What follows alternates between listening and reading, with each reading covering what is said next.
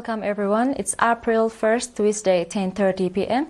You're still watching us on ERi-TV viewers. You're presenting you the domestic and international news prepared for this session. Live from our headquarters in Asmara is me, Hermela Germay, inviting you to join us on our tonight's news broadcast. Let's start with the major headlines. Praiseworthy healthcare service provision.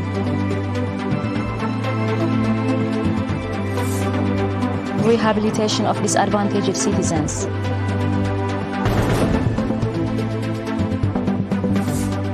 Israel bombs Beirut for its second time in just a week. And People's Republic of China and Russia commit to further develop cooperation. In our detailed domestic news, Assistant Nurse Ibrahim Ahmed, head of Salk Health Station in Foro subzone, reported that the health station is providing commendable health care services to the general public with particular attention to mothers and children. Nurse Ibrahim stated that the health station is conducting continuous awareness-raising activities aimed at enhancing public understanding of the importance of vaccinations, as well as pre- and postnatal treatment. He indicated that vaccination coverage in 2024 increased by 40%. He further noted that the number of pregnant women giving birth at the health station increased by 26%, while voluntary counseling services rose by 37%. He also called on the public, especially pregnant women, to visit the health facility regularly to monitor their health conditions. Highlighting the ongoing efforts to raise public awareness about health issues, Mr. Omar Suleiman, administrator of the Kumhol administrative area, urged all stakeholders to enhance their involvement in encouraging the community to make proper use of the health facility. Salk Health Station provides pre- and postnatal treatment, delivery services, voluntary counseling, and other healthcare services to residents of the Gedem, Lahazen, and Kumhol administrative areas in the Foro subzone. In other news, the Ministry of Labor and Social Welfare in the Ansaba region has rehabilitated 15 disadvantaged citizens in the Asmat subzone by providing them with livestock. The beneficiaries, who are from the administrative areas of Shigali, Asmat, Hawush, Shahawagret, Asneda, Embaldai, Erota, and Era, each received livestock valued at 10,000 nakfa. Colonel Saleh Idris, head of the Ministry of Labor and Social Welfare in the subzone, stated that the initiative is part of the ongoing support efforts by the ministry to improve the lives of disadvantaged citizens. He also mentioned that the beneficiary families were selected by their respective administrative areas. Mrs. Gennet Hapta, head of the Ministry of Labor and Social Welfare in the region, urged the beneficiaries to use the support they received to improve their livelihoods. She also commended all those who participated in and contributed to the successful implementation of the program. In other news, residents of the Makhata administrative area in Baran subzone are conducting an extensive water and soil conservation campaign aimed at controlling soil erosion. Mr. Ta'ama Bena, a water and soil conservation expert, reported that around 500 people are participating daily in the campaign. So far, terraces and water diversion schemes have been constructed on 50 hectares of arable land. Mr. Ta'ama noted that the campaign is part of a broader water and soil conservation program, which will be expanded to other administrative areas within the subzone. The participants expressed their commitment to continue and strengthen their involvement in the campaign.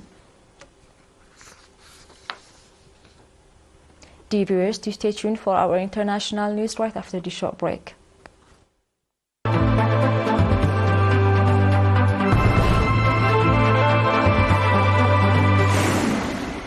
Welcome back. In the latest flagrant violation of a shaky ceasefire agreement with Lebanon, the Israeli military has carried out airstrike in the southern suburb of the capital Beirut, inflicting heavy human casualties and destroying nearby structures.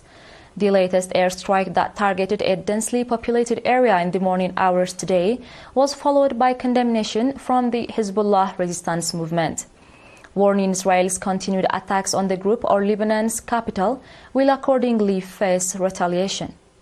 The Israeli airstrike marks the second such attack on a southern suburb of the Lebanese capital since the ceasefire went into effect in 27 November between Israel and Hezbollah. Since the initiation of the agreement, Israeli forces have been conducting attacks on Lebanon, violating the ceasefire which encompasses airstrikes across the Arab nation. In late 2023, Israel's military has killed over 4,000 people and injured 10,000 and inflicted heavy structural damage across Lebanon. On our today international news, Russian Foreign Ministry Sergei Lavrov said today at a meeting with the Chinese counterpart Wang Yi that cooperation between Russia and China was a stabilizing factor in global politics. Lavrov also said the leaders of Russia and China intended to develop bilateral cooperation further between the two countries. Wang, who is in Moscow on a 3-day visit for strategic cooperation talks, is expected to meet Russian President Vladimir Putin at the Kremlin. In remarks published today, Beijing's top diplomat said China and Russia are friends forever, never enemies. Wang also welcomed signs of normalizing ties between Washington and Moscow. Chinese President Xi Jinping has met Putin over 40 times in the past decade, and the two leaders have since agreed to deepen ties and cooperation on issues such as Ukraine and the Middle East. Dear viewers, we are done with the news prepared for this session, and now it's time for a quick recap of the major headlines. Praiseworthy health care service provision. Rehabilitation of disadvantaged citizens.